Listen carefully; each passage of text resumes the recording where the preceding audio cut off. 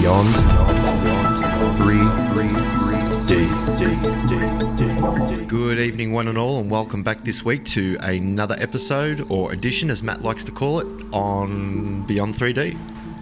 Hello, Matt. How are you? Great. Really great. Excellent. Our weather's starting to perk up a little bit. I like that kind of thing. Our weather is starting to perk up, just a slight tad. Only a slight. But the week has been very good. Took it easy a little bit, and did a little bit of research, and I think that's most important. Needed some time for some research, so took the time. What's sparked your interest this week?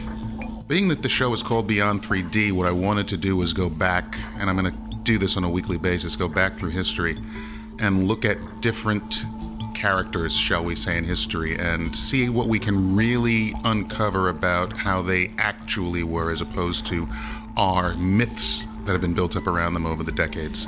Okay, well, it's interesting. Yeah. I've got somebody lined up, a little interview snippet lined up for tonight. So excellent. On Andrew Basiago. I know the man. I don't know the man, but I know of him. You know of the man. Yes, so absolutely. Let's just say, keep an open mind tonight, everybody. Keep a very open mind tonight.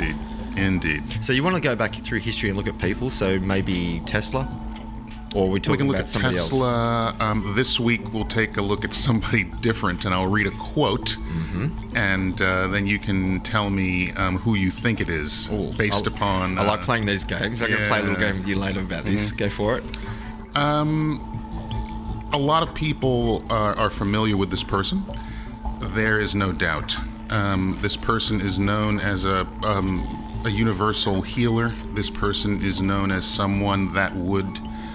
When you hear their name, you automatically get good, positive feelings. Oh, I know who it is. Do you? Donald Trump? No. Well, some people get good, positive feelings from Donald Trump. Hey, it's all about perspective, isn't it? I think so. It's all about perspective. Let me bring, being that you mentioned Mr. Trump, the good news, guys, is it's 12 days to go. There's no good news. I want it to be like 2 days. Yes, I understand that, but 12 days to go, and then... You think it would be over, but believe me, it won't. Well, I don't know what to say. Basiago's interview tonight... And Basiago... will touch on a little bit of this. Because he is actually, believe it or not, even though you would never know it, he is running. Well, he did. No, this year he was. Yeah, I'm saying he did, but he's out of it now. Oh, yeah, well, he was running for President of the United States. He didn't have the financial backing this year to go up against Trump or Hillary. Right. I hope somebody backs him next time around, or the next time around after that. Now, stay tuned tonight. Listen to his interview, because he does have a very strong connection link, allegedly, to Barry Soetoro. He does. I remember that. And if you don't know who Barry Soetoro is, if tonight's your first time of listening to Beyond 3D... Welcome. Barry Soetoro is the alternative identity, or the original birth name of Barack Obama. Absolutely. And Andrew Basiago has very strong ties to that. And have a listen tonight, and it might just join up a couple of nice little dots for you. Yeah, it would. Now, what were you going to say before I really segued you? Oh, no, it's not a problem. People, going back over history, is what we know about certain people in history the truth? No. Yeah, exactly. Or is it a myth that has been built up over the centuries and the decades? Look, if I held up a Batman comic book in one hand and a Holy Bible in the other hand, right, and I said the Bible in my left hand is proof that Jesus existed, and I could also hold up a Batman comic book and also say this is proof that Batman once existed as well. So history is documented in manuscripts, but it's only documented in manuscripts from the perspective of the person that's documenting it. So not necessarily everything you read about history is true. And to this day, they're still making amazing discoveries around the world of things that we thought were ABC are actually now turning out to be XYZ. And that's just awesome. Awesome time to be alive in the alternative scene at the moment.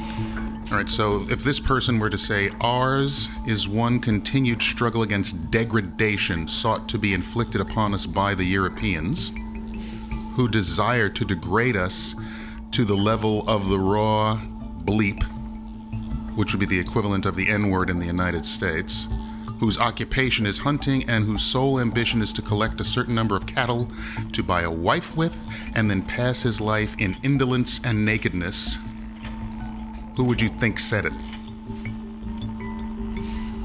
There are a few clues in there. Okay, so I'm thinking of Black American oppression. Kind of, but could be another country as well. Okay, a healer. That was the. That is what people would think of this person as. It's difficult, and I'll tell you why it's difficult. I'll give you a hint. This is exactly what you're alluding to, though, isn't it? Yeah. I'll give you a hint. It's not African Americans or slavery in that terms. It would be, and this will probably give it to you, this would be something more along the lines of that would have happened on the African continent.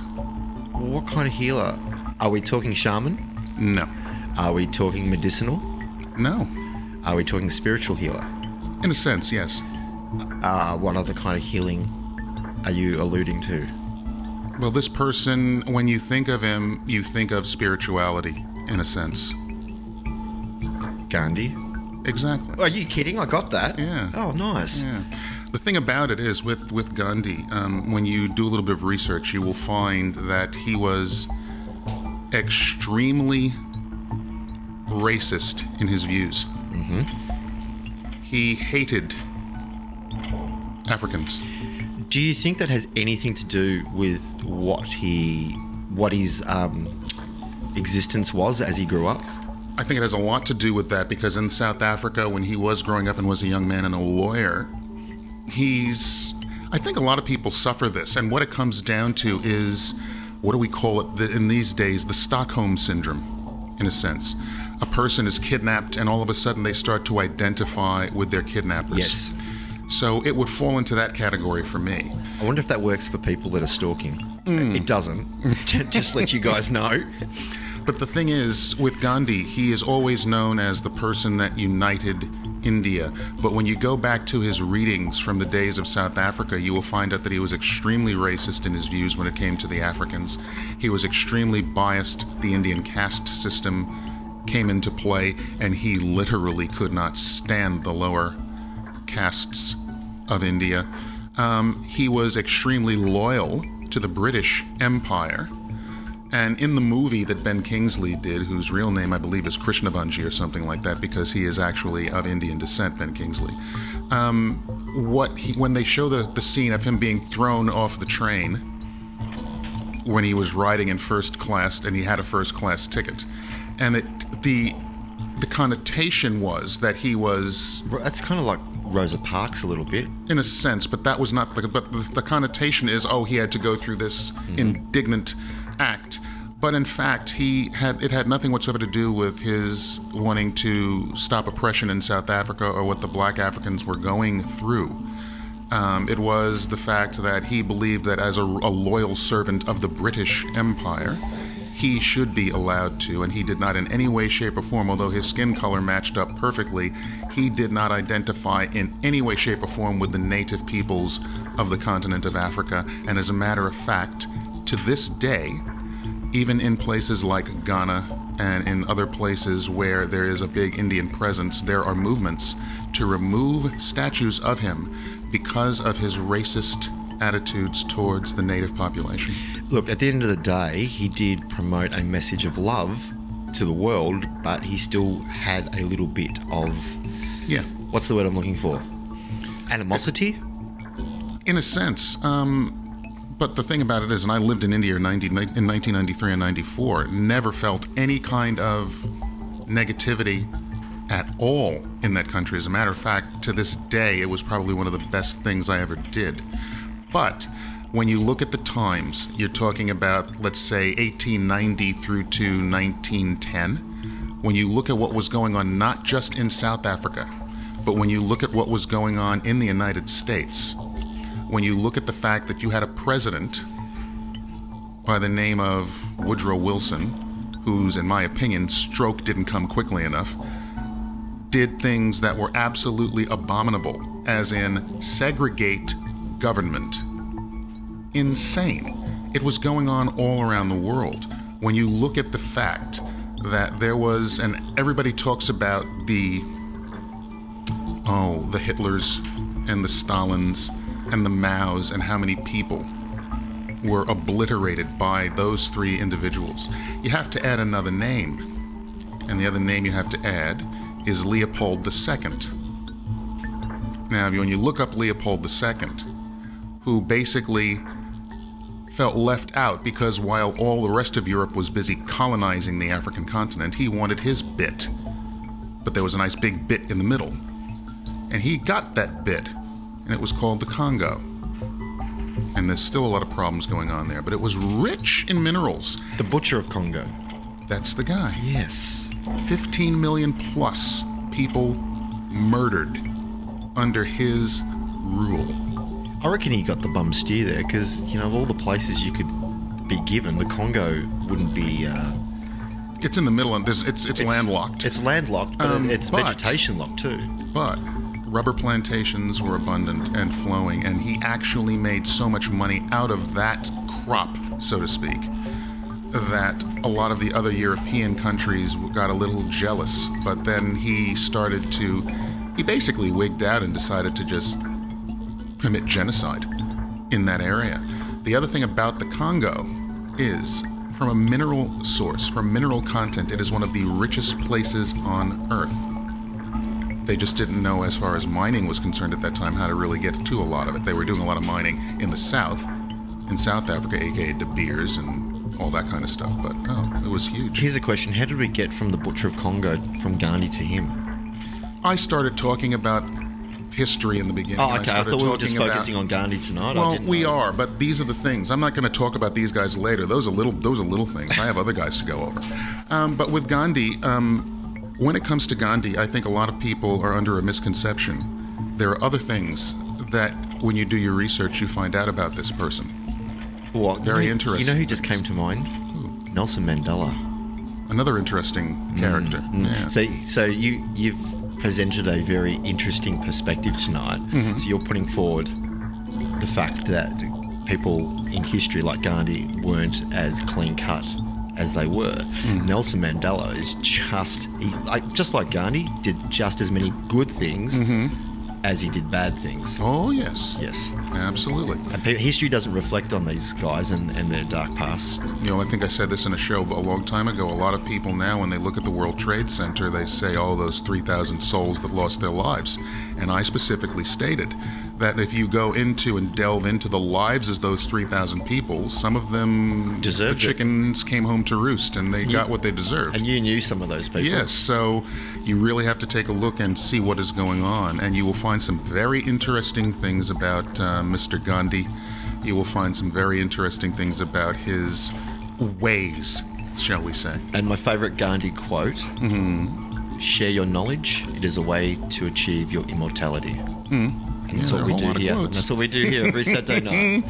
He made a whole lot of quotes, and it's a very interesting thing, guys. You need to get out there and start. Every time you look through history and you hear of a situation or you hear of a person, look into it. Do a little bit of research to find out what's really going on, because as Clint said earlier, a lot of times they put the best face on, and the people who write those histories are usually people who are close to these people and want the world to think of these people kindly. But you have to understand that, like everyone, the light and the dark, the good and the bad, the duality of this plane of existence is always there. And so Gandhi was extremely racist in his views. He was extremely biased. In a good sense, he wanted the best for his people when they were in South Africa. And when it came to India, the same thing. He decided that he had to try to work towards the benefit of all people in India, and the problem that happened in India is the reason when you look at a map today you see India, Pakistan, and Bangladesh instead of just India. And that has to do with, once again, his love for the monarchy, so to speak. And what we'll do is, on a weekly basis, it's really interesting because, as I even said the word monarchy, what does monarchy mean as a word? And you think of that, and then you go and look at the British monarchy. What are they keeping? keeper of knowledge. Look at the knowledge that they're keeping. Look at what they're hiding, in a sense as well.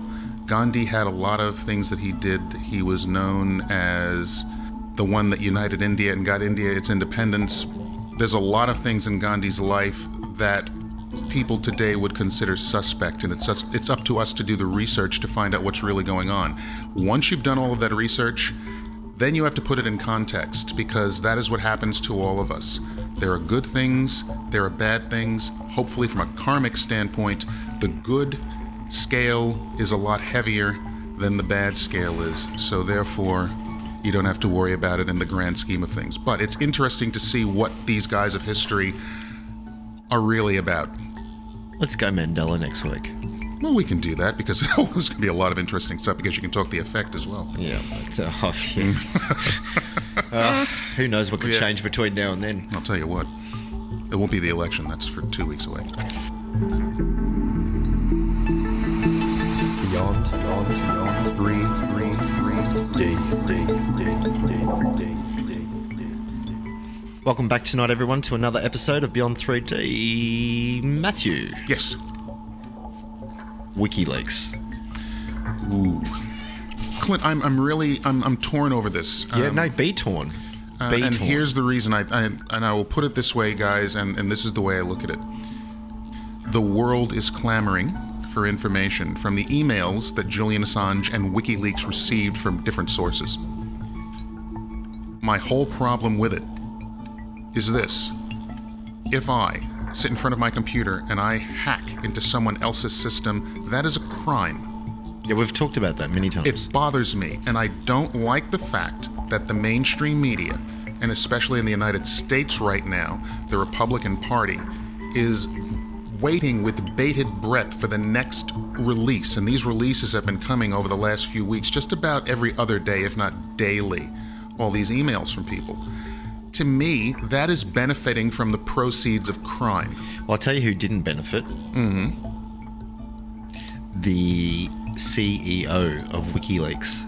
So we're talking Julian Assange's mentor. His name is Gavin McFadden. He turned up dead this week. Mysteriously dead. Well, that's interesting. So either, let's not be some kind of conspiracy nuts about it. Yeah. Either he passed away through natural causes, or allegedly Hillary's camp took him out. But not good for him. Well, he's free. You want to look at it that way. He's free of his mortal coil, as they used to say in the Dune series. But yeah, as you said that, I was looking at other things, and have you heard of, I have to make sure I get this right. It has something, maybe I'm drawing a long bow here. But draw the bow. Eric Braverman? Every shot you don't take never hits its target, That's Matthew. true. Eric Braverman. Yes. Clinton Foundation. Yes. Which is the big subject with this whole WikiLeaks thing and the Clinton Foundation and everything that's going on. They're asking the question, he's allegedly missing as well.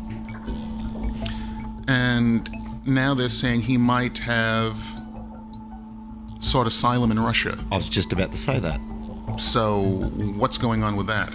Well, look at it this way. It's no coincidence that Russia is posturing at the moment with nuclear war with America. Yeah. It's no coincidence that Eric Braverman has allegedly, possibly sought asylum with Russia. It's no coincidence that Assange is gone. He's disappeared. He's not in the embassy anymore. No, he's on foot. He's on foot. Nobody knows where he is at the moment. Hang on a sec. If we're going to talk about Julian Assange, I need to drop this in.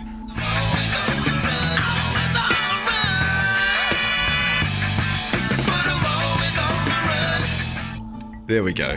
Keep going. Wait a minute. So you're in an embassy for 4 years. He's escaped. He's gone. Nobody knows where he is at the moment. It's possible that he's dead. But it's also possible that he's still alive. There's no confirmation on his whereabouts at this point in time. Question for you, Clint. Question. And the question is this.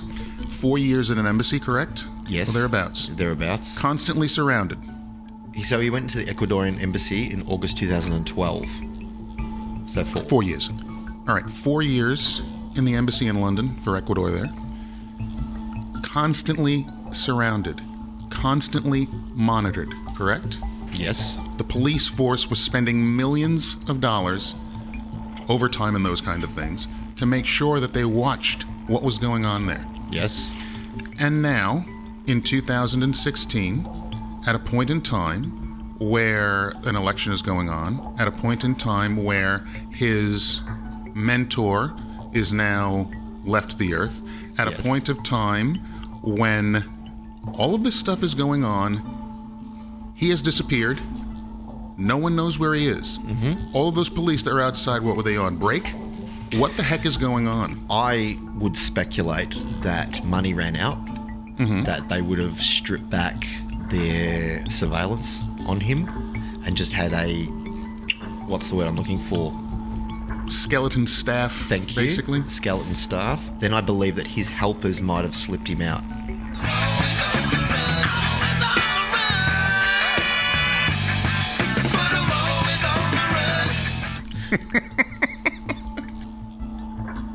Okay, now, some other things came across the internet in the last few months. Well, it's quite possible he could have, under the cover of darkness, been escorted out of the building and given safe passage. We're not We privy. don't know. We don't know. Now, they were talking about his Deadman switches or something like Yes, that were yes. set off. And if anybody doesn't know what a Deadman switch is, that's where you have a little insurance policy where if something happens to you, information is released. Which would make sense because of all of the dumps that have been happening lately as far as emails are concerned. Now, the other thing that happened was, see if you remember this, Clint, maybe a couple of months ago, there was another cryptic message from Edward Snowden. Yes. Who's also...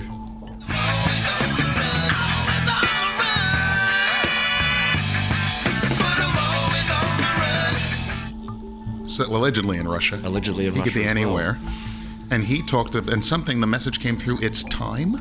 Or something like that? Mm-hmm. So something's obviously afoot. There are things I could talk about, Mm-hmm. and I don't like bringing anything up unless you and I have some grounding of facts. Mm-hmm. If you and I find out that we've presented something and it's not factual, we'll either recant it, Yes. or we'll usually delete it off our Facebook page. Right. I did that the other day. I deleted something off the Facebook page that wasn't. I looked into it and it wasn't as conducive as it was after Right. one of our listeners pointed it out to me. Right. I'm interested because I have heard a lot about Julian Assange and WikiLeaks. I have not heard a lot of. I have heard zero about the fact that he is no longer in the Ecuadorian embassy. I have heard that they were wondering whether or not he was alive, but we're going to have to do a little bit of research and a little bit of searching now to find out exactly what's going on here to see if there's any way we can find out what's going on. Look, here. he could have been slipped out the back door of Knightsbridge, and like I said, under the covenant. They could have done under the that cover- 2 years ago. Let me spit it out. Under the Yeah. cover of darkness, they could have done it 2 years ago. He could have been held up somewhere else. But there's no coincidence that his mentor turned up dead this week. He's in Russia, or no, sorry, Well, he's in London, according to... he's in London, according, and Snowden's in Russia. So there is stuff going. Well, that's what I was going to say. I was going somewhere. So, like I was saying earlier, there are information that comes across our table, you and I, or in our email box. Right. It's not always correct, and sometimes we get stuff that we want to talk about, but we can't because it's just too out there. And we sit on these stories and we wait for more information to come through. Yes. Now, And believe it or not, folks, that happened in this show, but we were not going to tell you what it is. yes, it did. Yes, it did. And you and I get emails all the time from people. And there's things we can talk about and there's things we won't talk about. But where I was going with this is, yes, you brought up the fact that something's happening. I want to talk about it, but You need more information. I need more information, and the reason I need more information is because this particular piece of information is so far out there that I want to present it with more facts. I don't want to just let it loose on Gotcha. air and then have people dismiss it straight away. Because sometimes if you don't get the full picture, your mind can default to an easier path that's comfortable for your reality. You'll hear a piece of information, you will reject it out of hand and everything that was stated before that. So you give out 4 pieces of information. 3 pieces of information people are accepting. You give them that 4th piece of information and they just go, oh, that's ridiculous. And all of the information you just told them is rejected out of hand and they miss the points. So I really dislike the fact that, and I know you didn't do this intentionally, you brought up something and I think I'm the one that backed myself into a corner with this conversation. Mm-hmm. So the only word I'm going to say, 2 words. Mm-hmm. Project Mm-hmm. Bluebeam. Okay. That's all I'm going to say in regards to that topic of conversation. Fair enough. When you say that, based on what I know and the research I have done, I can go boom, boom, boom, boom, boom, connect. Okay, let's leave it there. There's a reason. I just want some more things to happen in the world Yep. before we discuss it and bring it up. This is so naughty. I shouldn't even be saying this, but maybe around election. Fair enough. Yeah? Yeah, that's a good idea. That's a good idea. Yeah. That would be interesting. That was a massive can of worms. Yeah, that would be interesting. I think our listenership will quadruple with when that happens. I'll tell you what, that's something. And hello to everybody Interesting. around the world tonight too. We don't just go out here in Melbourne, Australia. We go all around the world. I just want to say hello to everybody around the world as well. If you'd like to join our Facebook page, it's Beyond 3-D On Facebook. on Facebook. Absolutely. Well, that's the thing. It's interesting, and you're tying all this together. I'm very interested, but now that you've mentioned those 2 words, I'm going to have to do a little bit more research. Fascinating. Indeed, fascinating. Beyond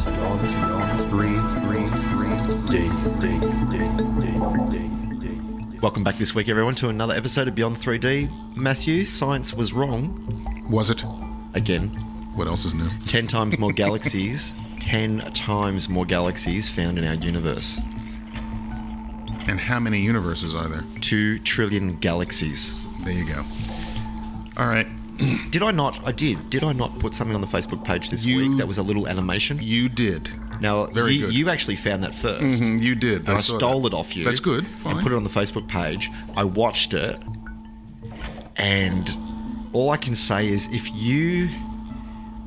And people are entitled to their beliefs. Yes. Absolutely entitled to their beliefs. But if you're sort of sitting on the cusp and you're not too sure about where we all fit in the universe, have a look at this little video clip. It makes you feel so small and insignificant, but also amazing that you're a part of that. Yeah. Absolutely fast. It's absolutely fantastic. But the other thing for me is when I look at anything like that, well, I've had experiences that tell me in no uncertain terms that this is ridiculous. This is ridiculously small. Our known universe is ridiculously small.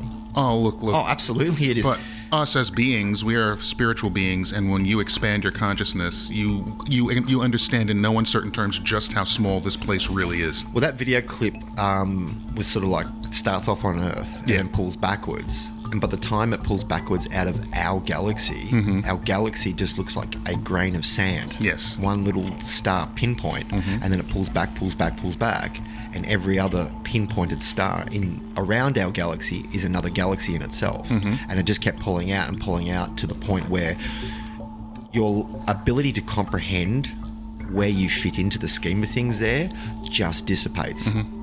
You just, the mind, I don't think, well, I know my mind struggles once the universe started pulling out 5 or 6 times and the galaxies started getting more and more infinitely smaller as little grains of sand. Yes. I just went, wow, how humbling. That's what it is. That's what it is. But you're beyond it as well. And I guess that's why people meditate. They want to experience what it is like to be beyond that entire thing and to look in on it and go, wow. You can't even look in on it. It's a fleeting glimpse, which is why the argument is in a lot of different religious practices about God and why an agnostic would say that, yeah, God might exist, but there's no possible way to comprehend. And if God does exist, believe me, he's not watching you cross the street and doing this and that and the other. And I think that's part of the problem that religion, we're trying to take something that is beyond the mind and condense it into something we can understand instead of trying to expand our minds. You're Catholic. Yep. I am by default because of my 3 daughters. Mm-hmm. If you have a dogmatic view of Catholic religion, The way you look at it from a religious dogmatic point of view, and this comes back to something very important. Okay, religion. What we're doing here, and basically religion is a catalyst. Religion is a way for people to start to understand basic concepts about going beyond. oh, I've just remembered what it was. Good. I was going to say, if you have a religious, dogmatic, Catholic type view, Christian Yes. type view of what God is, Mm-hmm. I'd always had the idea or the notion that he or she must be suffering from extreme tinnitus. With the whole world praying at the same time, there'd just be white noise, wouldn't it? You would think so. But here's Sorry, what I know. didn't mean to derail you with that. No. I Here's just- the thing about Catholicism, and I can say this because I've seen nothing is as it seems. I've just got this picture of God up there with his hands on his ears going, shut up, shut up. Yeah, that's not happening. No. But the whole thing with the Catholicism and religion, nothing is as it seems. Priests, when you actually know what they're doing, are doing exactly what a person from Western world goes to the East to do. They meditate. But what are they doing? What are you doing when you're meditating? You're bringing in energies. And you're projecting those energies to help yourself and to help others around you. And that's what the priests are yeah, doing. Absolutely. Absolutely. But they try to wrap it up in all of these words and stuff like that. They like to gild it. Yeah, so it just drives people nuts. I love the fact I just came up with that on the spot. They Good. like to gild their concept of what religion is to them. Mm-hmm. And at the end of the day, every single religion around the world is the same. Yeah. They all preach the same thing, which is just the concept of love. And then, And then you can expand upon that, but they like to shoehorn it and fit it Yeah. into certain boxes and label it. And exactly. So it's interesting. But this is the thing. And then naturally you will always get people, being that it is the world of duality, you can use energies for good purposes or you can use energies for evil purposes. And a lot of times people get into positions of authority and they use the energy for nefarious reasons as opposed to compassionate reasons, shall we say. I'd like to say good evening to Cardinal George Pell. Your chickens are about to come home to roost. Yeah, if we're lucky. There's a few of them out there that are actually really nice guys. Oh, absolutely. But I'll get into my Catholic bag for about 30 seconds. Go The for problem with the Catholic Church I'm timing you. The problem with the Catholic Church is very simple. You had a system where you had 1 billion people that would come together on a specific day, all using the same language, and celebrate God, celebrate the Mass. And with the Second Vatican Council, I believe back in 1959 with Pope John the 23rd, they said you can have Mass in the vernacular, use whatever language you want, and everybody's separated. If you want to keep your flock together, let them speak under the same language, for Christ's sake, pardon me. No, you can call the Lord's name in vain. It's not in vain. It's in frustration, because that was one of the things that used to bug me as a kid. And the fact that you had a language, Latin, which did what? French language is based on it, the Spanish language is based on it, the Italian language is based on it, you have Romansh languages based on it. All those things based on one language, and what did they do? They took away that fundamental bit. So now kids don't learn the foundation of 4 languages, multilingual thinking. They don't learn it. It bothers me. I stopped the whole religion thing when I was a kid, when nobody could answer for me the whole Cain and Abel populating the world. Yeah, well, that explanation is actually quite simple. Adam is not a being. Adam is a group of beings. Eve is a group of beings. Why does everybody have to think just because you have the name Adam, it has to refer to one? Okay. Why can't it refer to many? Okay, I'm not going to have an argument with you about this on air, because I hate religion. I so hate religion, but... you love spirituality. No, what I was saying, I love religion. spirituality. Yeah. Thank you. Thank you to you and Steve and Patricia and everybody else. But well, let's say organized religion is organized not your religion cup of is tea. not my cup of tea. And like it. I said, like we talked about earlier, history is documented by those that have Oh my God! an agenda to peddle. If we got into the Catholic Church, we could do a season of Beyond 3D. No. Incredible. again, it's not going to happen. just but like I'm Trump, telling it's you, not gonna happen. No, sorry, no. It's not going to happen. Oh my God! Just the Borgias alone, forget it. Anyway. Beyond 3 D. Welcome back to this edition of Beyond 3D, guys. Matt and Clint still here with you, hanging in there. We have something very important to play for you coming up. I've been sitting on this for quite some time now. Yes. Now, a lot of the things we present. Mm-hmm. Sometimes we agree, sometimes we don't agree, but sometimes it's information, it's pertinent. Yep. Andrew Basiago Mm-hmm. is a Vancouver, Washington lawyer. Oh, man. He does have a high reputation. Why did you have to say Vancouver, Washington? My lawyer's in Vancouver, Washington. Okay. Hi, Steve. He runs a project. He runs a side project called Project Pegasus, Yep. which is a group dedicated to lobbying the government of America to release the secrets of teleportation and time travel. There you go. He was running for president this year. He didn't have the funds to back his campaign, so he sort of slipped into obscurity because of that. But tonight I would like to play Andrew Basiago talking about his experiences in the past, growing up with the Project Pegasus time travel experiences that he had, and his belief on the rigged American political system. Well, we all know it's rigged, but I'd like to hear his version. Have a listen to this. Beyond 3D. Well, thank you for having me on your show. It's good to be on with you today. I'm a trial lawyer here in Washington State, in the United States, and I grew up in suburban northern New Jersey and in Southern California. I'm 47. As a school child, while growing up in New Jersey, I was brought into a classified defense-related research project undertaken under the aegis of the Defense Advanced Research Projects Agency, also known as Darpa. Those were the people who brought us the Internet. And in the late 1960s and early 1970s, DARPA had secretly launched a time-space research and development program. Somebody who went on to considerable public stature in the defense community in the United States, Donald Rumsfeld, served as the defense attaché for the project.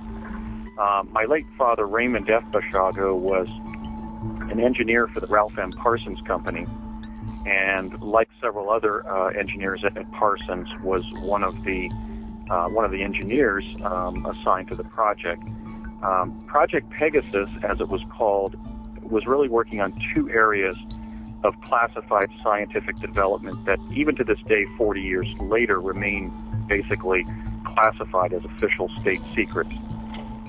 The first was a teleportation technology that was derived from the papers of Nikola Tesla that were seized by the War Department upon Tesla's death in 1943, and they were forwarded to the world's leading physicists that were then gathering in Los Alamos, New Mexico, to build the atomic bomb. That project had the Los Alamos physics community had been developing Tesla's schematics and formula of different devices into prototypes for 25 years. Before around 1967-68, they determined that one of the devices was a teleporter. So I was brought into the project as a child participant when they were testing teleportation on civilians. The other major part of Project Pegasus derived from another device that was discovered essentially accidentally by two Vatican scientists named Ernetti and Gemelli, who, while studying Gregorian chants in the 1940s, were working on a specialized microphone where they accidentally discovered a way to capture and amplify the signal from a past event and portray it as an image on a screen. And so, working with the distinguished Italian physicist Enrico Fermi, by 1952, they had a sort of a TV screen, that is to say, a two-dimensional moving image of past events. By the time I was brought into Project Pegasus in the late 60s, early 1970s, as one of the child participants, Chronovision, as it was called, which was basically relied on holograms propagated by these devices called chronovisors, it was already able to model past and future events in a three-dimensional space, that is, as a hologram, that you could either look at and try to understand what was going on inside the hologram, or if you stood on the stage of the chronovisor when the hologram was propagated, you could experience being in that past or future place in terms of a virtual reality, in terms of being able to see what was going on there and actually be seen by the people of that time and place. But in fact, you were back at the laboratory and experiencing time travel in a sort of holographic way rather than directly. Now, I first teleported, at least the time that I can remember was, we know it was in 1967-68, because my dad took me up to the old Curtiss Wright Aeronautical Facility, which was a defense contractor location in Woodridge, New Jersey, which was about 15 minutes from our house by car. And we went into Building 68 there, and there on the shop floor was in two parenthesis-shaped objects. They were about 8 feet tall, about 10 feet apart on the ground, and they generated a field of energy that sort of looked like water falling in a water sculpture in a public park. That is, from 10 feet or so they did. But then if you went up to about a foot, what you saw is the energy field looked sort of like raster on a TV set. And you could see these little squiggles of blue-green light emanating across the energy field. And what my dad explained is that with the device on, he had the technician turn the device on, is that when we jumped through that field of energy, we would experience a few seconds of going through an illuminated tunnel. This was actually what they were called Bortle Tunnels, not wormholes, but what they were doing was opening up sort of interstitial chasms in the fabric of time-space. We weren't being digitized and reassembled at the destination, because that would kill a human being, because of course that would stop cellular metabolism. They were doing the opposite. They had found a way to basically open up that extremely dense field of space that modern physics is calling the quantum plenum, so that somebody could basically stop being in one location and start being in another location. And the particular destination that they were using in those early days of time-space exploration for the U.S. government was the state capitol complex in Santa Fe, New Mexico. They selected Santa Fe not only because it's a very friendly town, but also because it's a very old town. I mean, New Mexico was settled about 400 years ago. And they were always concerned about the possibility that one of the chrononauts in the program would become lost in time.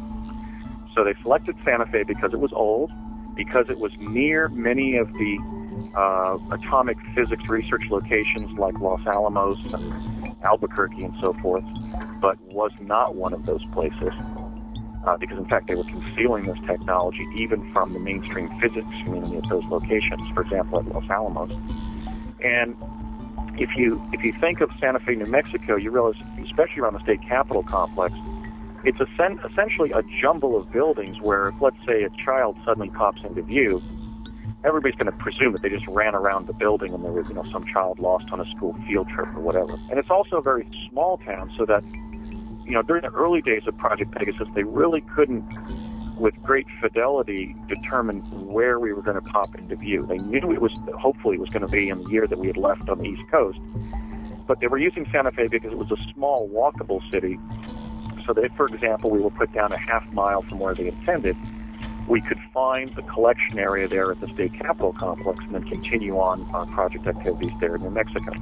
The particular hallmark or landmark that they were using, that we were trained to find and wait at after we basically popped into view, or sort of the tunnel that had been opened up closed, and we were suddenly found ourselves on our feet again, and 2,000 miles from where we'd just been, was the Baton Memorial Building, which was the pre-1966 state capitol building in Santa Fe.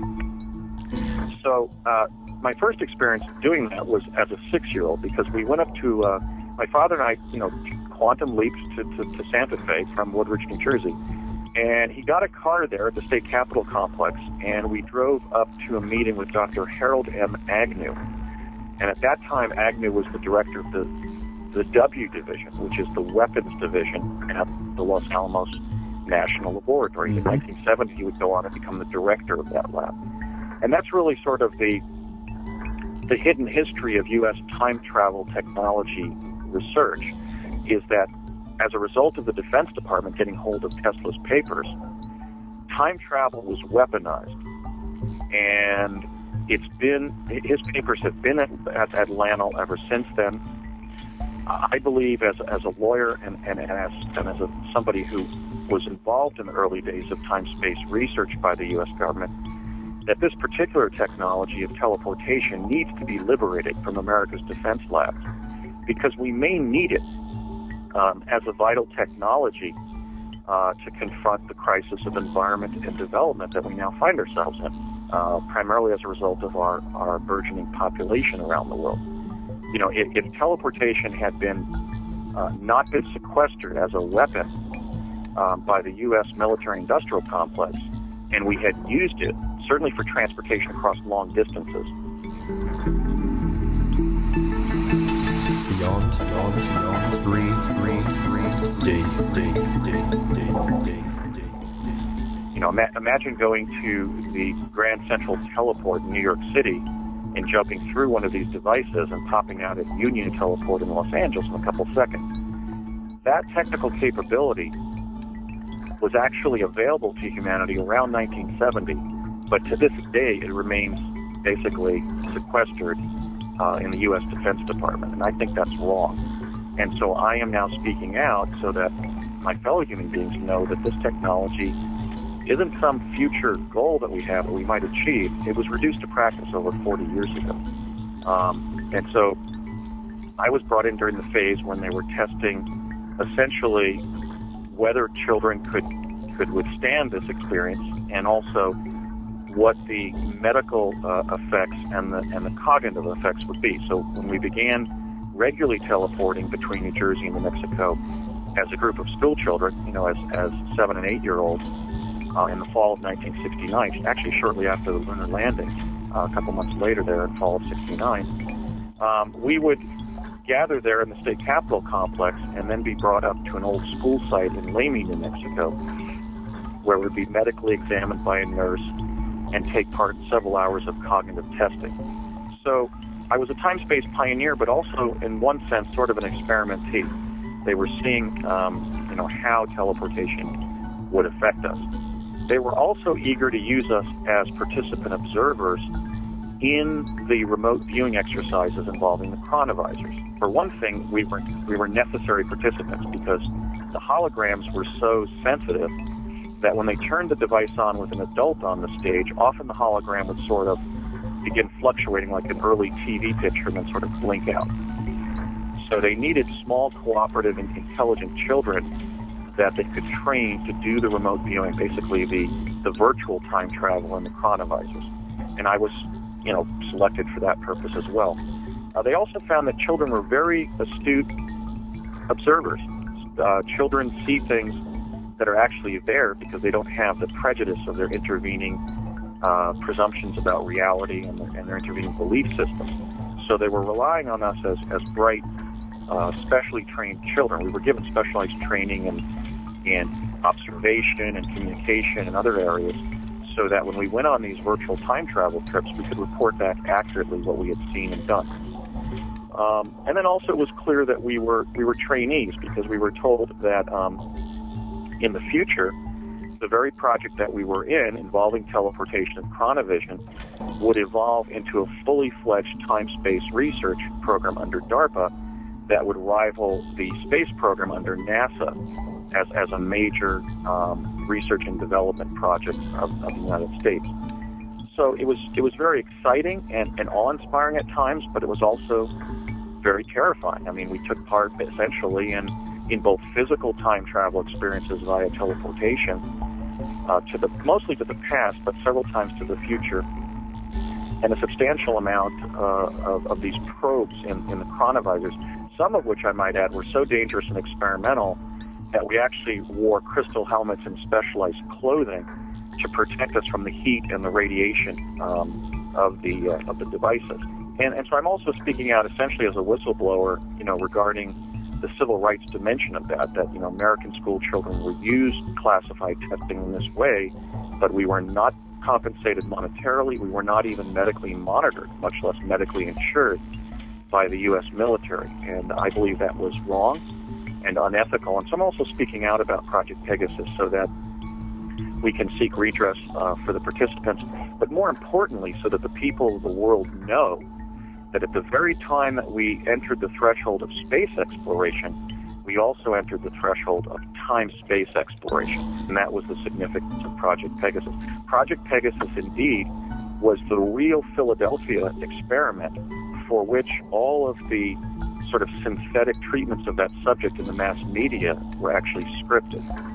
So I'm making a specific allegation here, and that is that my research over the last 10 years into not only what I and others did on DARPA's Project Pegasus, but also more broadly defined on the subject of the development of time travel technology, convinces me that the Philadelphia experiment was not only impossible because the ship was made of metal, and metal is magnetic and can't teleport, but also was in fact a cover story that the Office of Naval Intelligence scripted to conceal what was achieved following the discovery of the capabilities of some of Tesla's devices. I've been researching my experiences in Project Pegasus for about 10 years. Now there's an overlay with the discovery of life on Mars, because around the time that I was brought into Project Pegasus, the project itself had already identified me as a child who was destined to grow up and be principally associated with the public's understanding that Mars is in fact an inhabited planet. And so there's a whole set of essentially briefings and experiences I had in the 40 years between when I first started to participate in Project Pegasus as a 6 or 7 year old in 1967-68, and the year that I published my paper, The Discovery of Life on Mars, in 2008, where essentially the government was providing me information so it would sort of keep me on track about the fact that I was going to be principally associated with the revelation to the public that Mars is inhabited. So that's sort of a whole other story, but it does overlap Pegasus because I've never been able to find out precisely why I was brought into the program. I was testing very high in terms of both IQ and psychic ability. But I would not be surprised if I ultimately find out that the reason that I was brought into Project Pegasus was because I was a person of interest resulting from my later Mars discoveries. And they were doing that. They were identifying particular people who they knew based on their quantum access capabilities. For example, sending CIA personnel forward in time to gather data or artifacts from the future and bring it back. They were identifying individuals of my generation, of Barack Obama's generation, as future world leaders, and they were essentially doing things in our youth and later to sort of cultivate our destinies. They're not responsible for my achievements, but they knew about them, and the U.S. intelligence community did take measures to make sure that my destiny would be fulfilled. So that's another dimension of this that the public has never really been, has been kept ignorant about, is the fact that time travel technology was not only derived or reduced to practice 40 years ago, based on the work of Tesla, based on Enrico Fermi's involvement actually in both of those technologies. Fermi had been sought out by Ernetti and Gemelli and worked on them with the Chronovisor, and Enrico Fermi was also the mentor of Dr. Harold Agnew at the University of Chicago when the atomic bomb was being developed. So I'm also speaking out because something is influencing our politics, and that is the fact that a faction within the U.S. intelligence community has been in possession of a quantum access capability for over 40 years. And I know to a personal certainty that they have been handling particular individuals in light of a prior understanding, in light of previous findings of what their destinies are. And in fact, that is even influencing the way in which the people of the United States select their president, because I know to a personal certainty, having met 3 of them and having heard of one of them when I was in the project, that the 4 last American presidents were given prior knowledge of their presidencies based on the quantum access capabilities of the U.S. intelligence community. And since I believe in upholding the Constitution, I'm obligated to do. I'm actually sworn to do so as an attorney in the state of Washington to uphold the U.S. Constitution, just as the president does. I'm speaking out as an officer of the court and essentially as a constitutional officer informing the people of the United States and also the people of the world that the permanent secret government of the United States is in possession of such a capability, and it is influencing presidential politics to the extent that the future presidents are being approached and informed of their destinies, and in all likelihood receiving specialized training for the presidency. And that's a subversion of the U.S. Constitution, and that's another thing that's motivating me to speak out about the fact that the United States government is in possession of quantum access. Beyond 333 D. I had a remarkably happy and even adventuresome childhood just in my ordinary life. I was the youngest of 5 children, and I was going to a very good public elementary school in a very wonderful town. I think I was a lucky kid. But really, there, beginning around age 6 or 7, my father, who had been a participant on several advanced aerospace projects, for example, he was one of the principal engineers who had designed the ramjet engine at Curtiss-Wright. In fact, after the July 1952 overflight of Washington, D.C., by 9 UFOs tracked at traveling at 7,000 miles per hour by Langley Air Force Base, my dad had been working for the Okanite Company in Paramus, New Jersey, and an Army officer appeared beside his desk, as he later explained it, at Okanite, and handed him orders to report, orders from the Defense Department, to report to Curtiss-Wright, where he worked on the ramjet engine, which was such a classified project at that time that he was even you couldn't even eat lunch with guys with different colored badges. It was a compartmentalized project. Right. Its purpose was to create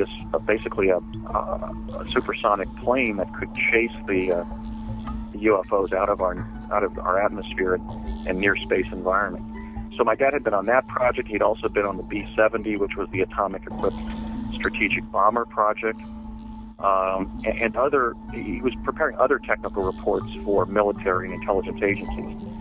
So even though I must give thanks for the fact that I had a very happy and secure childhood in a wonderful family and a wonderful neighborhood at a wonderful time in American history, almost a bucolic kind of childhood. We were fishing in the summer and playing hockey, ice hockey in local ponds in the winter. My dad did bring me within the cult of intelligence as a very small child. He began taking me to the defense contractor locations where he worked.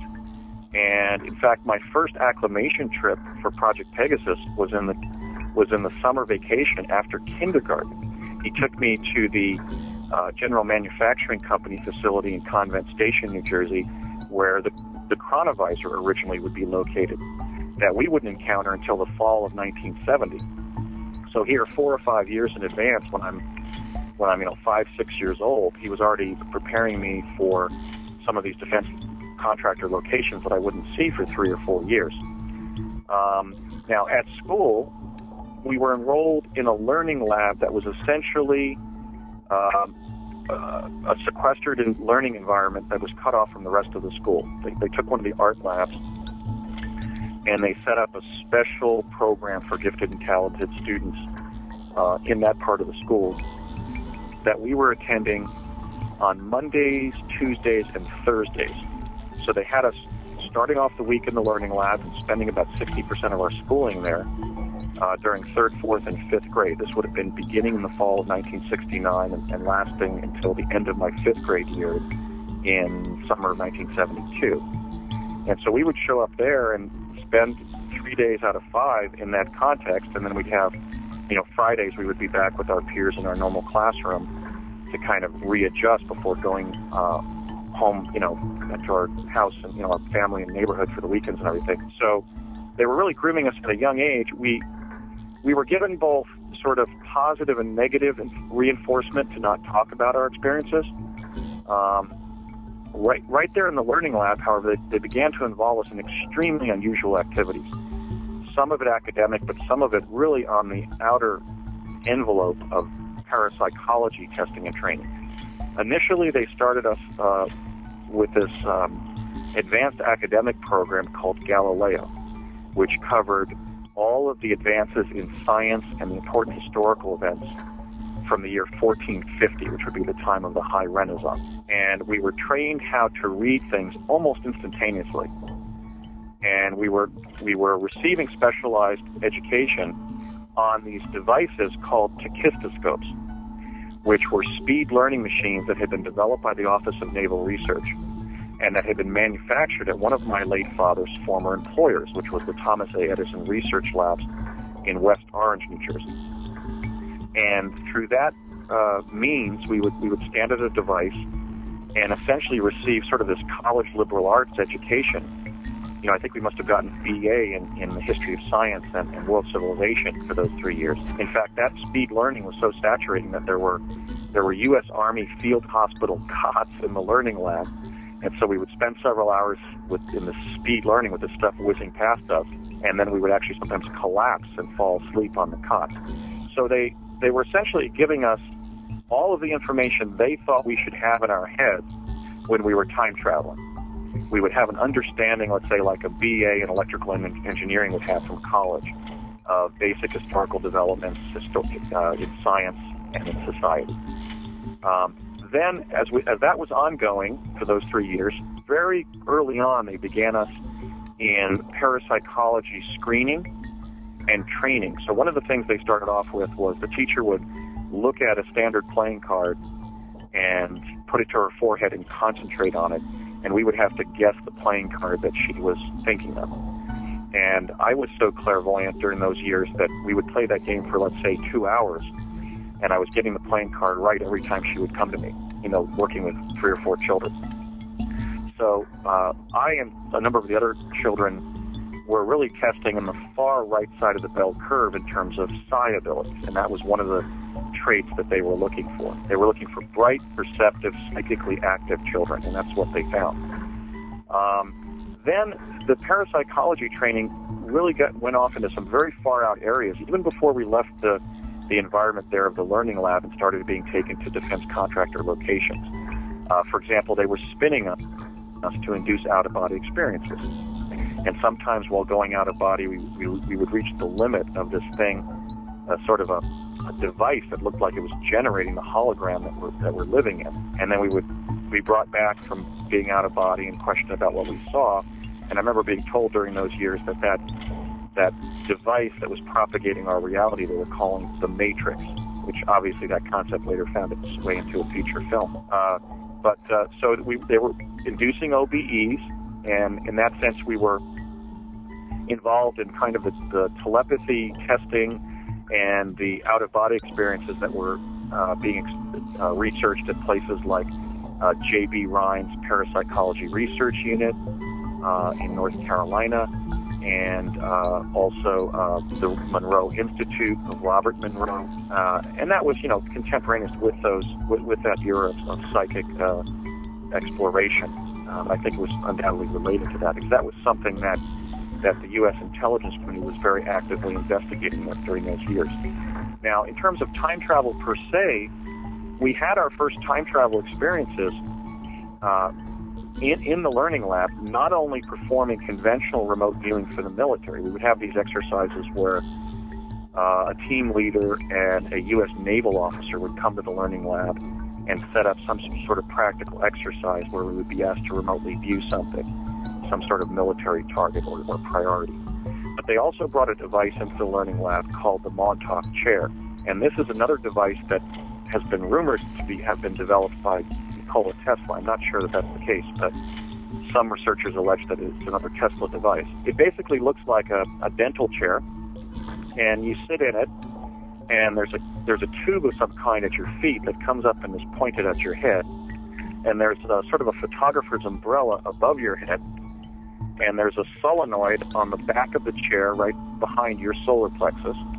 And I remember there was something called a CPU, which I never understood what that meant. There was a computer processing unit under the chair. And you would sit in this chair, and you would wear a mask with some light diodes placed on top of the cotton mask over your eyes, and a headset on your ears. And this chair would generate this strange, syncopated, almost musically or mathematically beautiful set of sound tones. and you'd have a dissociative experience where you'd hover out of your body and feel yourself rushing forward in time. Feet first, actually, almost like a toboggan or a sluice rider. And you'd see something forming on the horizon, and then you'd hit it. You'd suddenly smack into it, and you would find yourself in a subjective moment in your own personal future. It was literally it was basically an induced astral projection. And then we would suddenly find ourselves back in the chair, very exhausted, I remember, and somebody would question us about what we were doing and seeing. For example, if we found ourselves 40 years in the future watching television, they would say things like, well, do you remember what was on the television set? Oh, the president was addressing the American people. What was his name, etc. Yeah. So that was a way of gathering information about the future by astrally projecting the time traveler to that location. Beyond 3.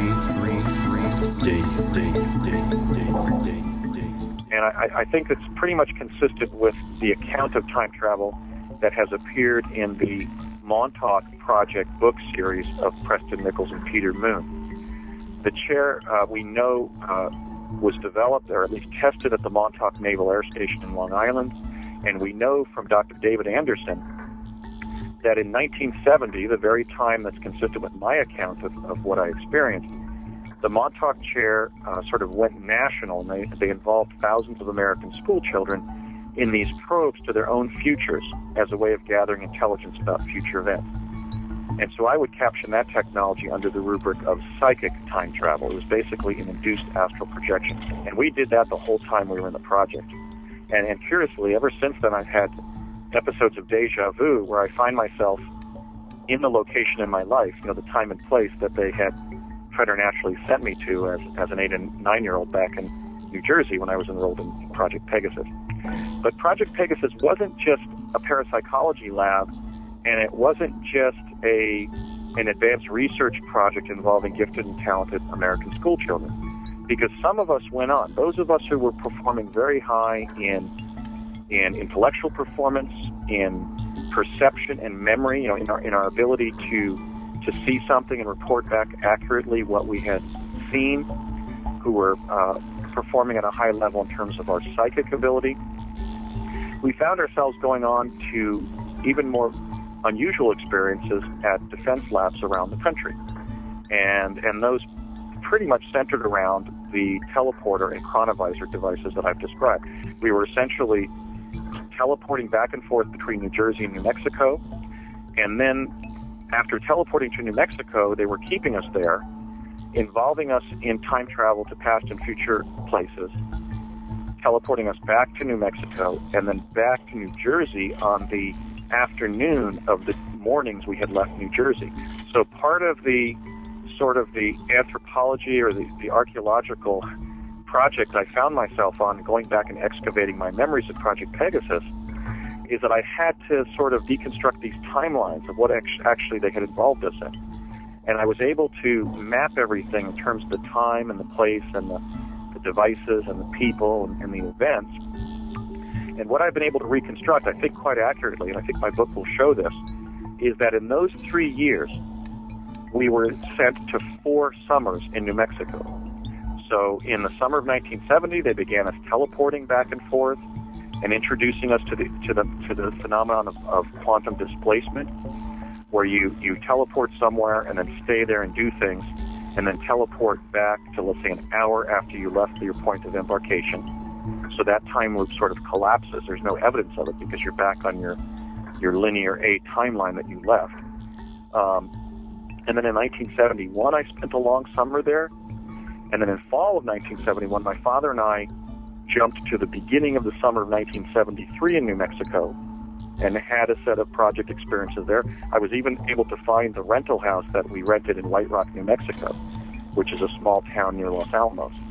And I've been able to map hundreds of data points of things we encountered when I was on the project in New Mexico. And then finally, after having experienced the summer of 1973, before it occurred really to ourselves or others in our lives, we went back to New Jersey in the fall of 71. I completed the 5th grade, And in the summer of 72, my father and I spent our fourth summer in New Mexico in the summer of 72. And I must say that when I say summer of 71 and 72 in New Mexico, I have to speak of them as the first summer of 1971 or the first summer of 1972. Because when we doubled back to New Jersey via teleportation after spending several months in New Mexico during those summers, we lived our whole lives over again and in a different way on our original timeline.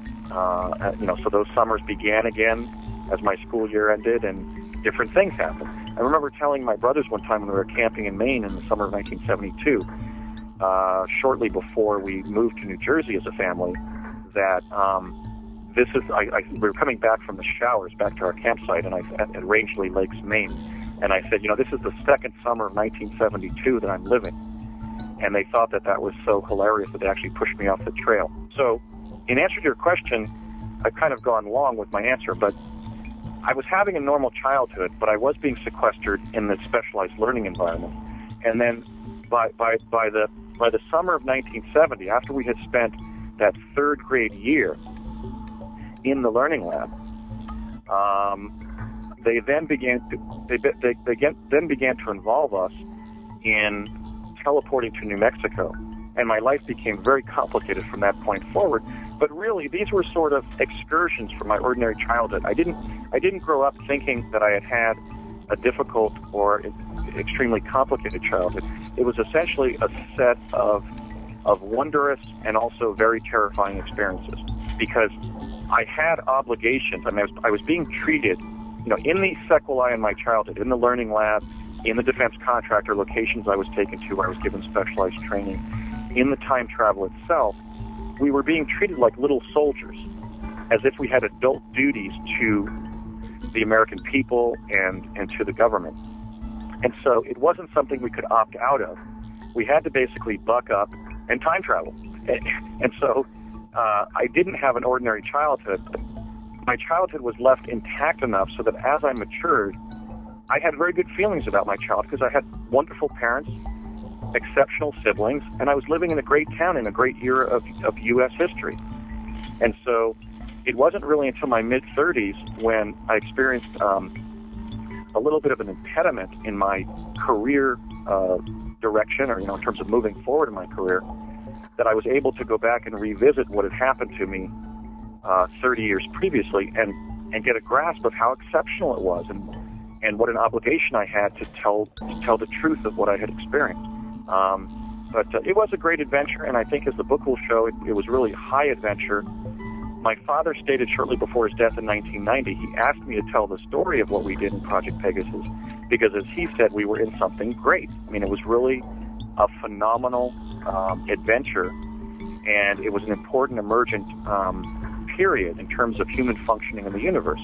I remember we met the scientist William Shockley toward the end of the experience, as he was at that time the principal technical advisor to the U.S. Army.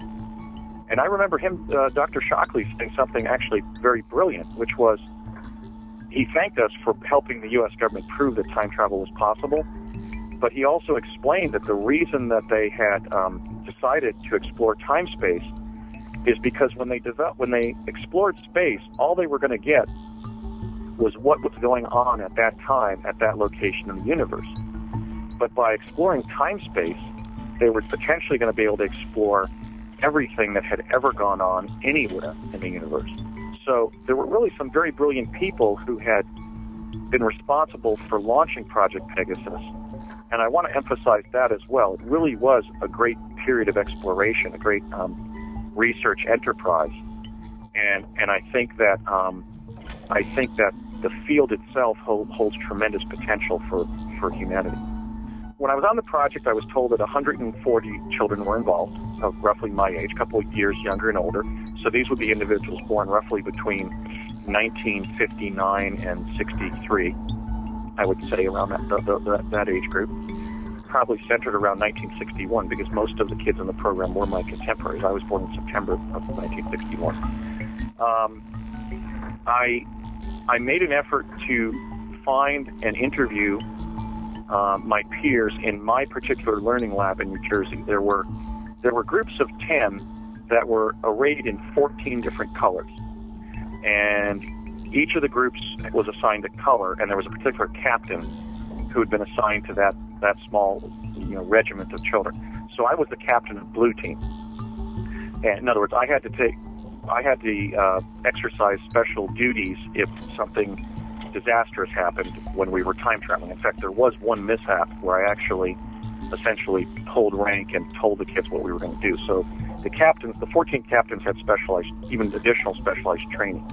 I don't think that's the reason, by the way, that I remember what happened. There's a number of reasons why I'm one of the rememberers. But when I tried to find the other children who were assigned to blue team, which was a cadre of children who were going to my school and several surrounding grammar schools in northern New Jersey, I found something very interesting.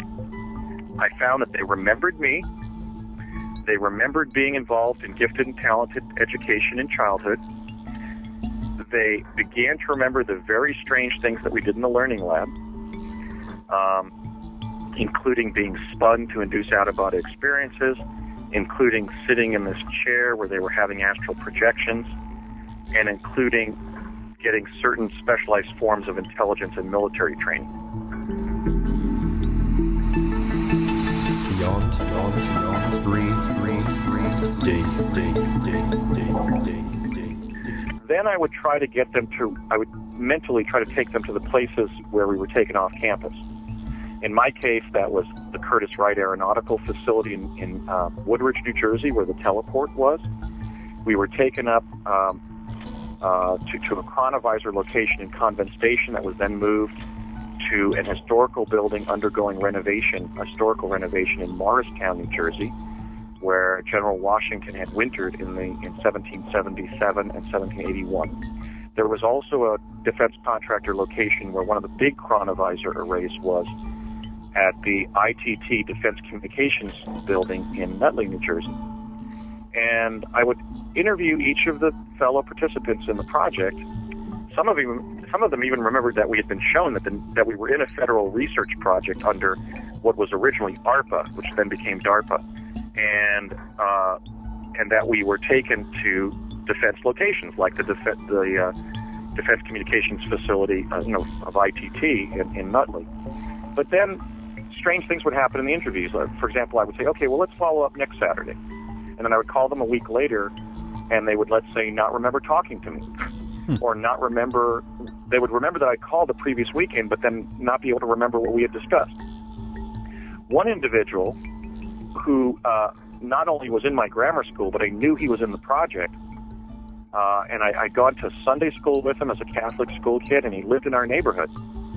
So we literally grew up together. I remembered the fact that one time when we teleported to Santa Fe, he ran around the building and practically collided with me, the Baton Memorial Building, which was literally the building they were trying to teleport us right next to. And during that teleportation in New Mexico, I had been addressing him as Kevin, which is his given name, and he kept on insisting that he wasn't Kevin, he was Scott. And so I knew that when I interviewed him, that when we were in the project, he was amnestic about who he actually was. And so I was interviewing him pretty gingerly, trying to avoid, causing him to begin panicking or be troubled about what we had been through. But when I started to describe the teleportation experience, he started saying, "Oh yes, God, yes, I know we were doing that. Yeah, I haven't thought about that for years, Andy. I can't believe we're talking about this." And then he panicked and hung up. So my conclusion was, especially when I reconstructed several of the torture sessions that we had been involved in, the electromagnetic shocking that they were doing to us when we would return to the Curtiss Wright facility after teleporting back from New Mexico, I realized I was dealing essentially with a special class of witnesses, a class of witnesses that had been both traumatized by what we'd experienced and directly brutalized by the Defense Department handlers who were working with us. So as they took us down the rabbit hole of quantum access, they also took us down the clinical corridors of mind control. And so part of my story is my own effort as an individual to try to bear witness to what happened and to go back and recover what happened so that it can advantage humanity knowing it by overcoming the brainwashing that I was subjected to. the true story, in fact, of my effort, my 10-year effort to go back and find out what happened in Project Pegasus, not only as an exercise of memory, but as an exercise of direct field investigation on my part, was really a matter of overcoming the brainwashing and establishing the people, the places, the technologies, and the experiences. And at this point, I have 225 passages for my book. I still have to synthesize it into a narrative, but I've essentially gone back and spoken now to 10 government insiders. I wouldn't call them whistleblowers, but they were people who confirmed basically three things. One, that Project Pegasus existed under Darpa, that it involved time travel technology that had just been developed by the United States government when I found myself in those experiences, and that I myself indeed was one of the children attached to the project. So I'm going to be identifying who those people are and what they know and what they told me. Do I have a smoking gun piece of evidence that I was in the project and existed? No, I don't have my name on a U.S. government letterhead.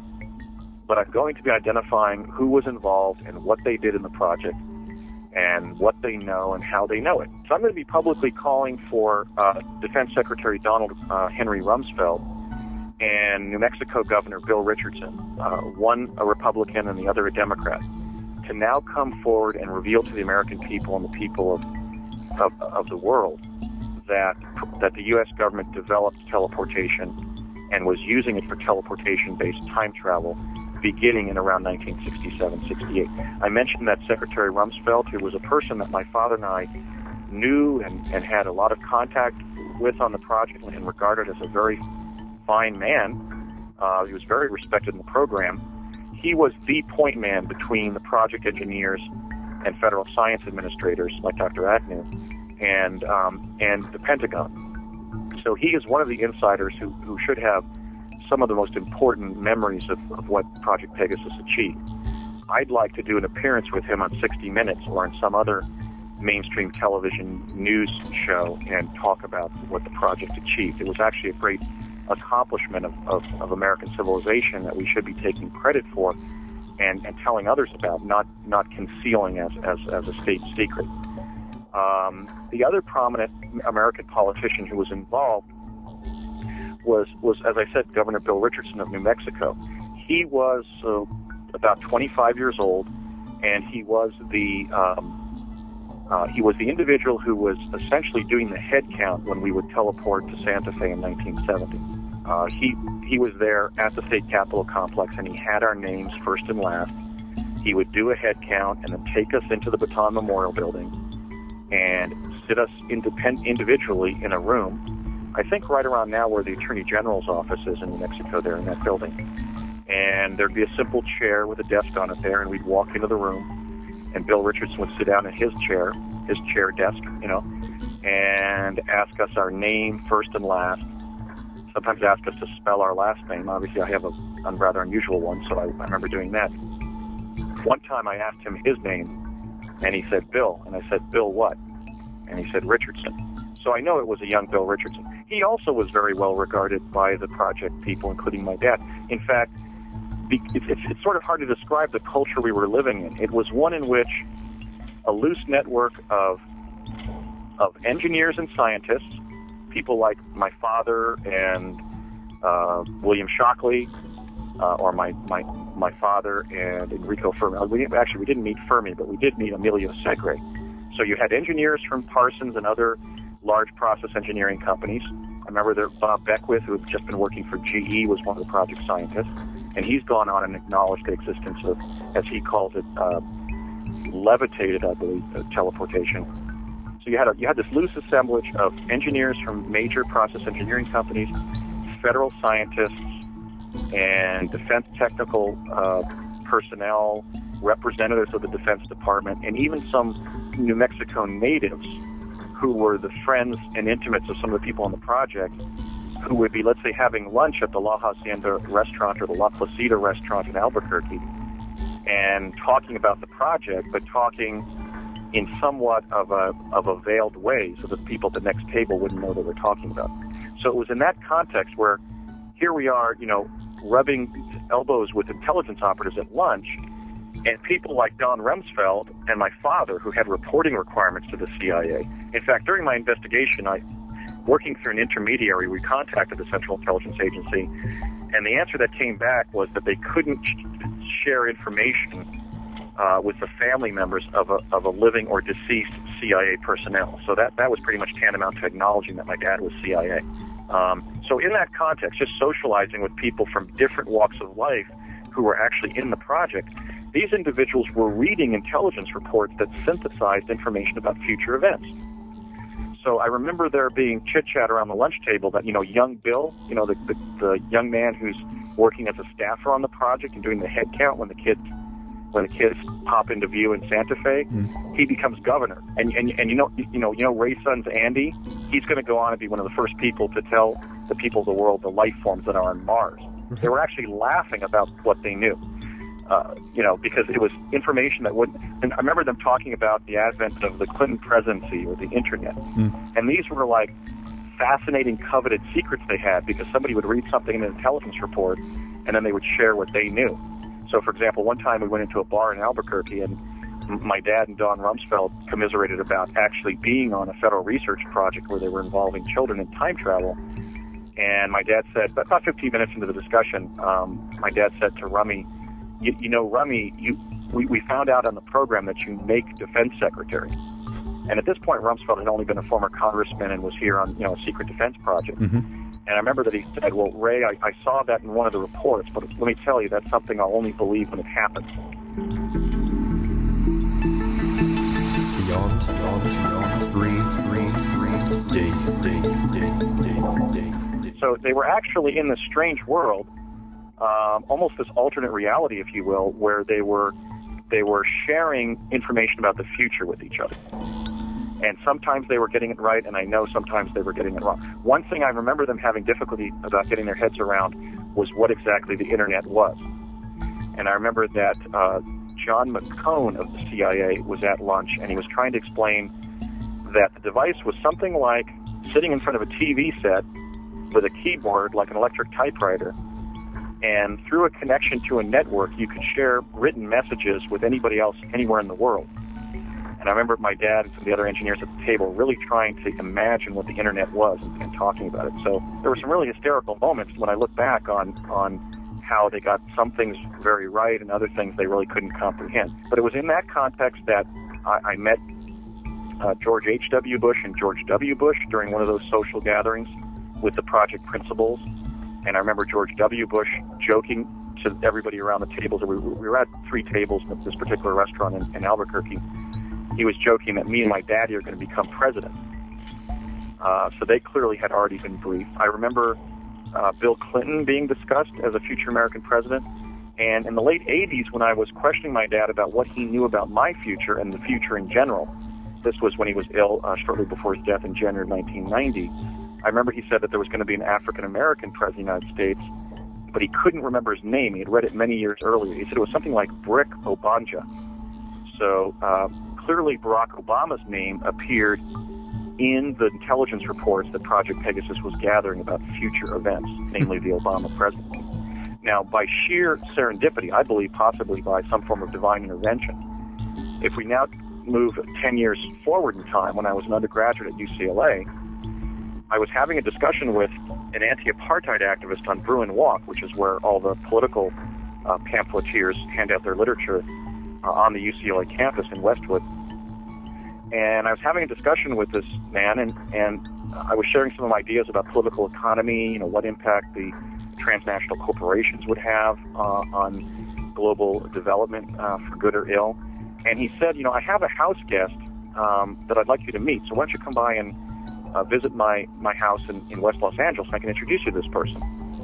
So I got in his VW bug, and we went over to West Los Angeles, and I met this young, intelligent, articulate man from Columbia University who explained to me that his name was Barack Obama. And he had just transferred to Columbia after attending college at Occidental College in the Pasadena area for a couple of years. And he had done a year at Columbia, he explained, and was back in Los Angeles visiting his friends from his first 2 years of college. So this must have been spring or summer break of 1982.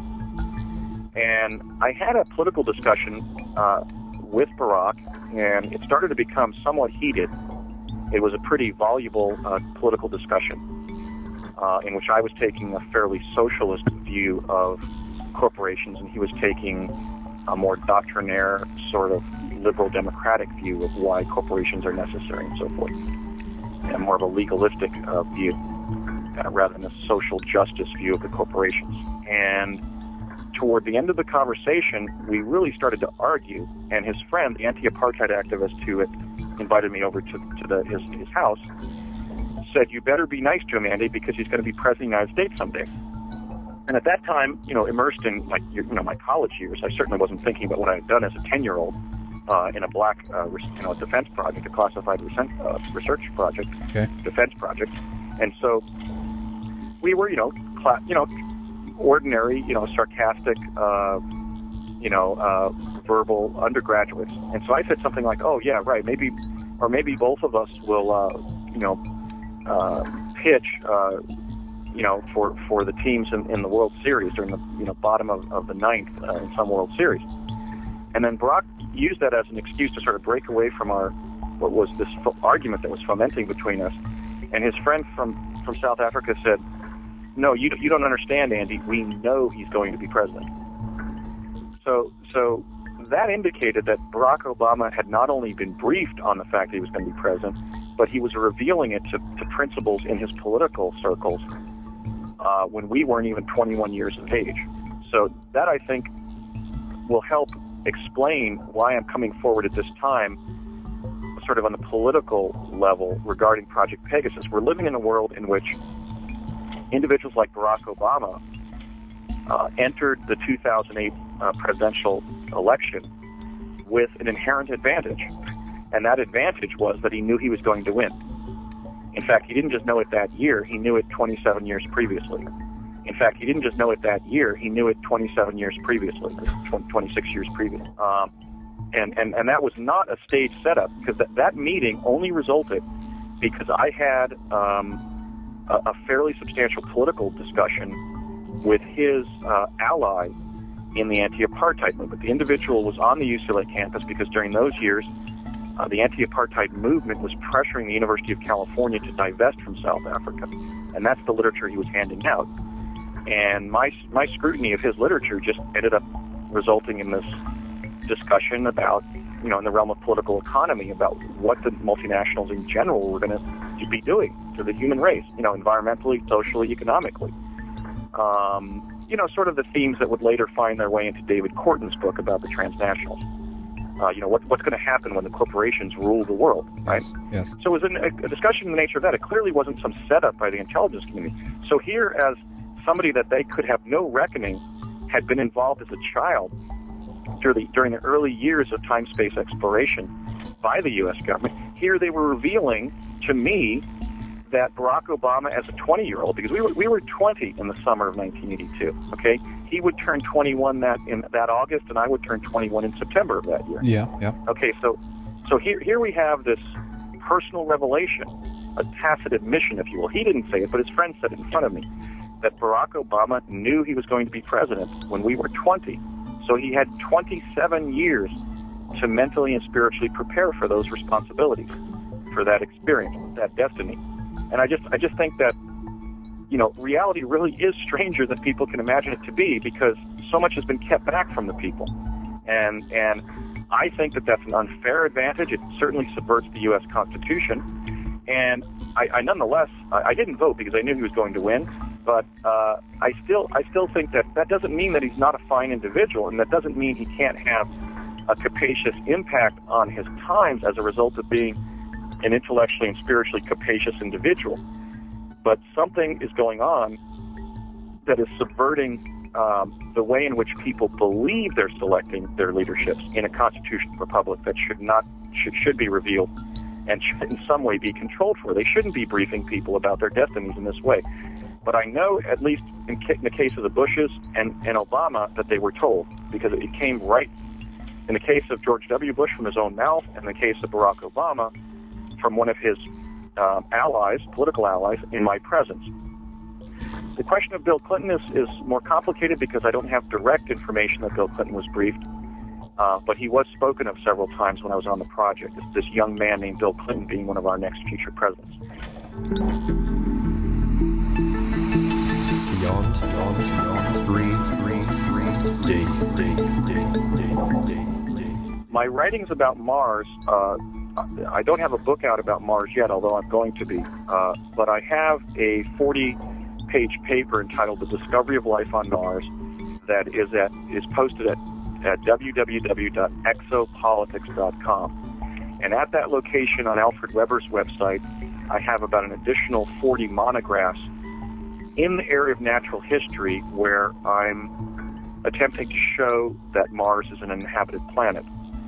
The linkage to Mars from Project Pegasus is that as a result of being involved in time travel experiences in childhood, in the summer of 1981, I was approached by a CIA officer that they placed in my life beginning in around 1980. His name was Courtney M. Hunt. And his identity as a CIA official, as well as my identity as a child participant in DARPA's Project Pegasus, have been confirmed by people with an expert knowledge of U.S. intelligence history. For example, Dr. Jean Maria Arrigo has confirmed that, and also Captain Ernest Garcia have confirmed both of those data points. Hunt was essentially inveighing upon me throughout the summer of 1981 whether or not I wanted to go to Mars. And I really didn't want to go. Not so much that I was afraid of teleporting, but just the whole idea of being on another planet was so deracinatingly strange, I just didn't want to go there. You know, the idea of leaving Mother Earth and being on this red planet was just something that every time he asked me whether I would go or not, I really tried to decline and say, well, look, it's just not my bag. I just don't want to do that. I was also concerned, obviously, about returning, because I love my life here on this beautiful blue Earth, greener. But nonetheless, he said, look, you have to go. And I said, why? And he said, because the future of the human race, the survival of the human race depends on it. And when I was told that, I thought, well, I better go.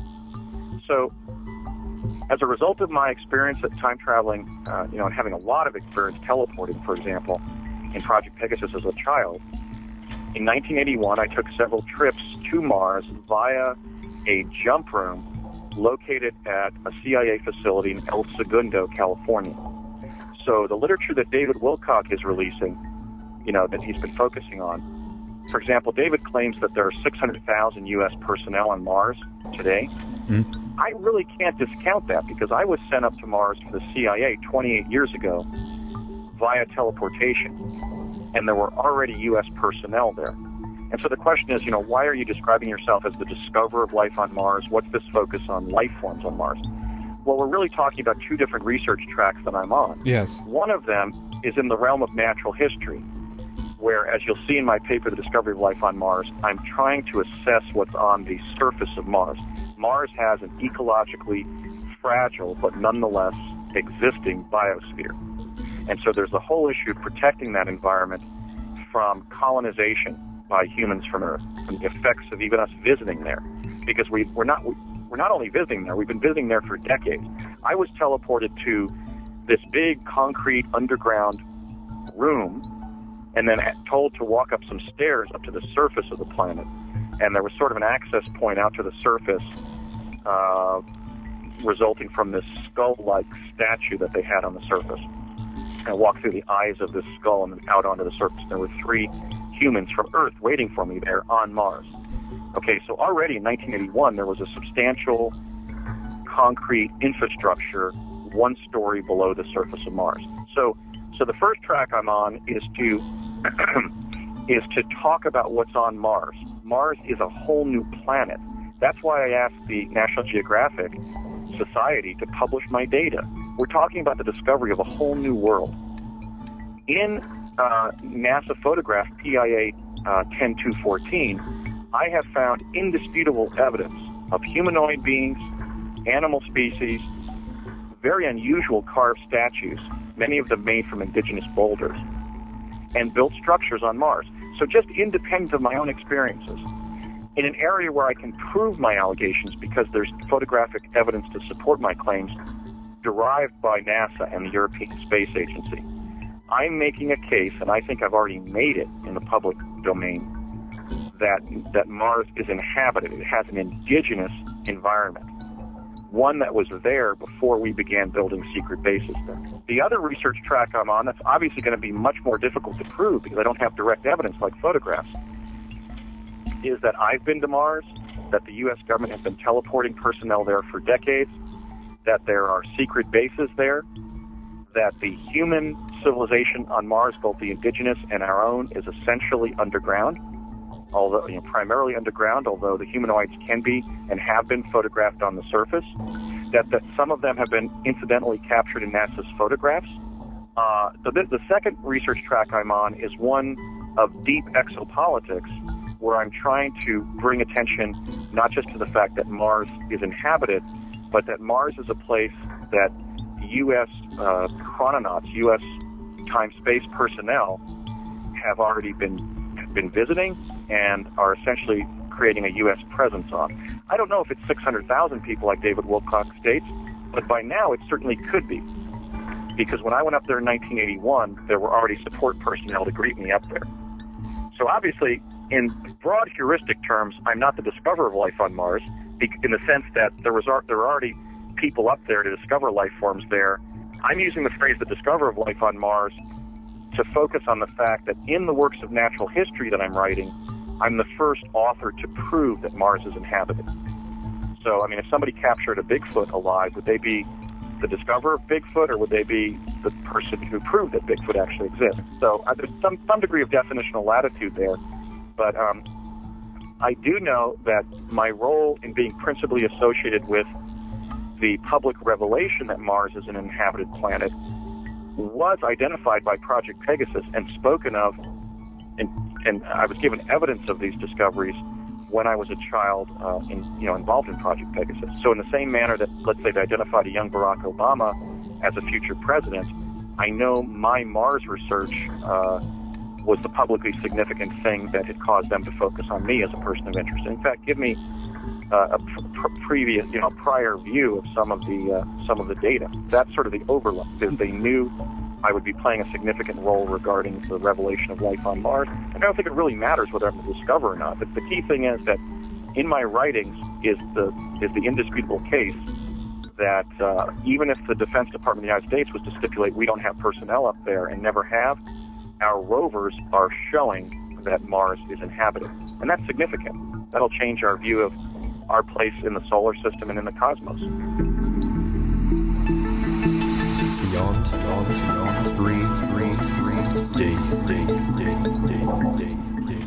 Well, I'll tell you what, Clint, once again, interesting material. And the thing about it for me is when I listen to people and I listen to the tonality and the voice, the timbre in the voice, and you can tell to the point where you can even tell what their physical form is doing as they're recounting the story. Yes, what the emotional stress was happening on the body. Mm-hmm. Yep. So fascinating to me. Yep. Brilliant. But there's a part 2 to that, and I will save that for next week. Excellent. Well, guys, that means time for us to hit the proverbial road, as they say, and you guys take great care of yourself coming up this week. We will catch you next week for another edition of Beyond 3D. Sleep tight, everybody. Good night. Good night. Just because you haven't experienced it doesn't mean it doesn't exist.